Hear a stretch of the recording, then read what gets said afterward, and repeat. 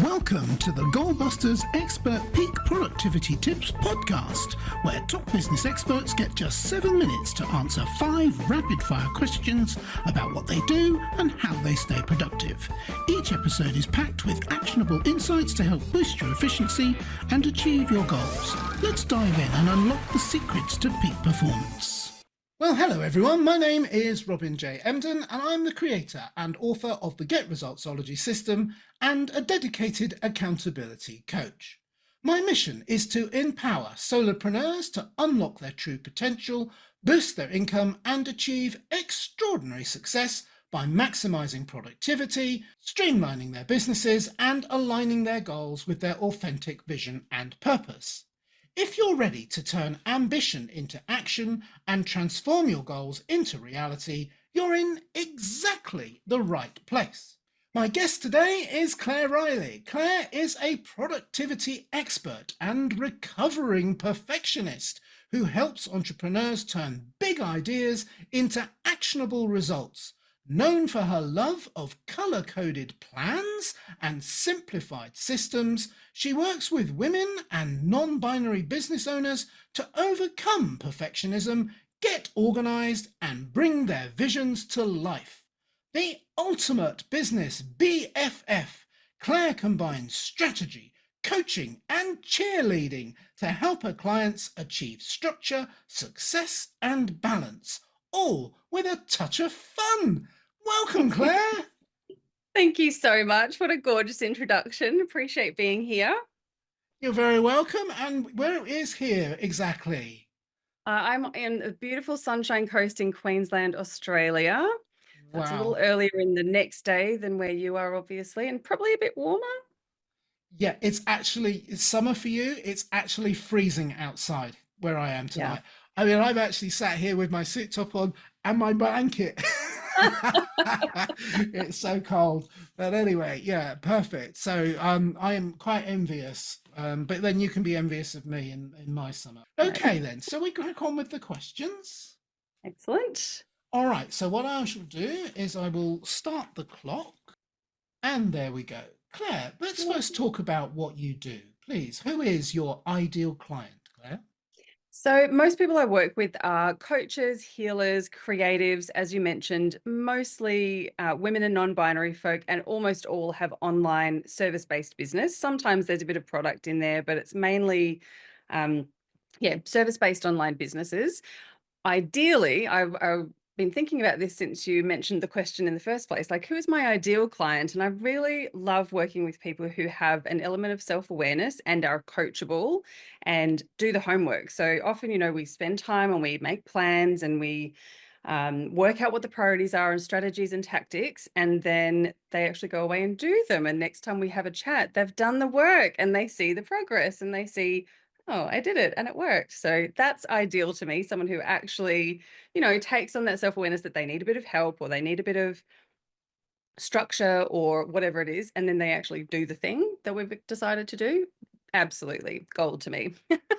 Yeah, brilliant. Yeah, coachable. Absolutely gold, platinum gold, I would say. So what exactly is the problem or problems that you solve?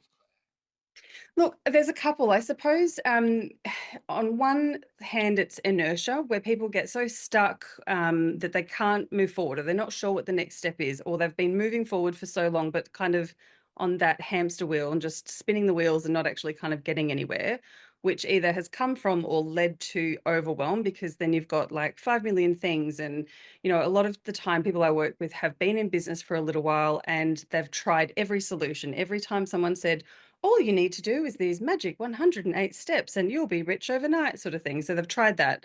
They've tried the Instagram strategy. They've tried the Pinterest. They've tried the TikTok. They've tried the network marketing, like whatever it is. They've tried everything, but nothing's really working. So then they're overwhelmed. They feel like they're a failure. That whole like, no one likes me, I think I'll go and eat worms kind of vibe. So that's often a big problem, especially when people have had a bit of success in their business, but there's no structure, and it's kind of like heaps of spaghetti has been flung at the wall, which I'm a massive fan of.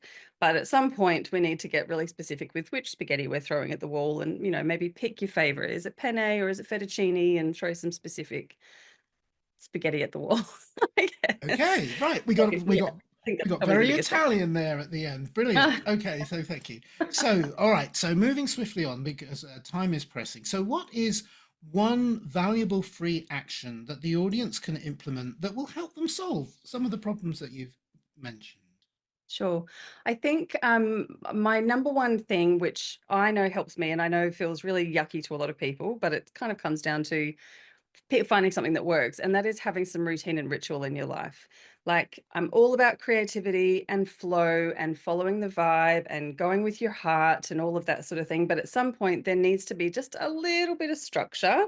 I always talk about freedom in structure and the immense freedom that you get when there are some safety nets in place, whether that is having a list of business as usual things that happen every day or every week or every month or whatever, or having someone who's doing those things for you, or having a morning routine or an end of work and beginning of work routine, those sorts of things, I think make such a big difference because you're rolling out of bed, and even on the mornings when you don't feel like doing anything, you've kind of still got that baseline of safety and stability that you know is continuously moving you towards your goal. So that'd be my thing. That's a great thing. It's solid advice. Absolutely solid. Completely agree with you. So now we know a little bit more about what you do. Let's talk about goal busting, our podcast, meaning how do you make best use of your own productive time, Claire, time to in order to achieve your own business goals. So, can you share any tips or advice for someone looking to improve their productivity habits? Mm, I mean, you've already yes. mentioned one, but I'm greedy. Give me another one. Sure. Look, years ago, I heard someone say, and I can't remember who it was, and I wish I could so I could attribute it to them, but they always said, aim for average. Like, let's not shoot for the frigging stars every single time we open our calendars, our day, our launch plan, our any sort of plan. We go for like, let's do more, more, more, more, push, push, push, all of that sort of thing.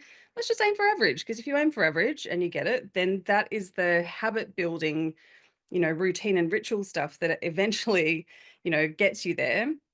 And also that doing less, like I used to really feel like if I have less than three things on my to-do list, what am I doing? I might as well just go and get a job. Like I've obviously got nothing to do, that sort of thing. But the more that I learn, that the more I put on my to-do list, the less I do because it's overwhelming, frustrating, too hard. I get procrastinating, all that sort of thing. The less I actually do. So if I'm aiming for just average, I'm just aiming for, let's just like get habitual and consistent rather than, oh my god, everything's amazing all the time, because it's unsustainable. Fabulous. I'm loving everything you say and completely agree with you. That's why, because it makes so much sense. Good, solid advice. Thank you. So Thanks. finally, this is always my favorite question because I never know what's going to come up and it gives a lovely bit of variety. What should I have asked you today, Claire, that I didn't? And your answer, please. I would love to talk about when productivity is a bad thing. So everyone puts productivity so on a pedestal. And yes, it's important. If we want to get stuff done, we have to be productive and get things done, right? If we want to move towards our goals or away from something or towards something or whatever, you've got to be doing something. But I think there's a really big danger when we put so much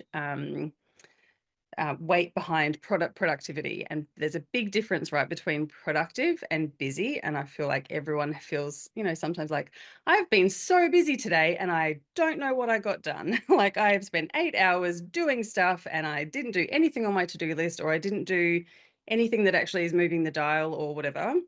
So I think there's a really risky thing when we feel like we have to be productive all of the time. There's also, I felt like years ago, productive was such a part of my identity. And I was so the poster girl for how does she get it all done? Which is, again, unsustainable and unrealistic. But I was like, well, no one will love it. And my mum always used to say to me, if you want something done, ask a busy person. And I attached my entire identity as a people pleaser to being, well, if anyone's going to ask me for my help, which I love giving, then I have to be busy all the time. So I have to be busy so that I can be of use, um, which is, obviously not a thing. And then I read something years ago, your productivity does not equal your worth. And I'm like, right, ouch, that got me. That got me. So yeah, I think, yeah, that would be my question. Sometimes productivity isn't the best, thing to strive for, I suppose. And, cycles and seasons, It's unrealistic to be productive all the time, and it's probably a bit unhealthy. There is also, some beauty and joy and complete necessity for mental health and physical health in just resting and stopping. So, Absolutely yeah. agree with you, and there's so much. You're making actually several points in there. One of them was about balance. That was what you were saying at the end. Have a life as well.